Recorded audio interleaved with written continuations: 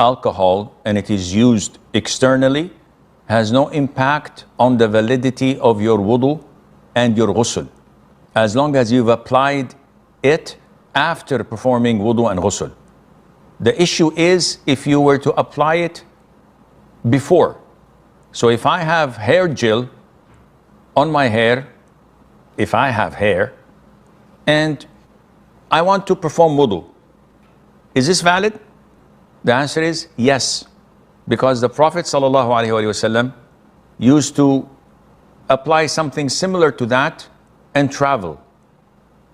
Wiping over the head, whether it has hair gel or not, in wudu is a concession and something to make life easy. It's acceptable. In ghusl, this hair gel is considered to be a barrier and hence has to be washed off before you perform a valid ghusl.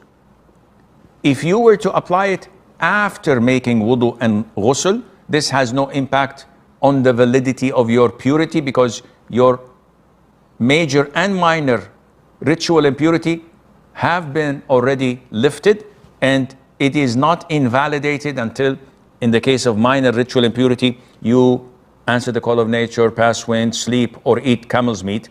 And in the major ritual impurity, you know what invalidates it, and Allah knows best.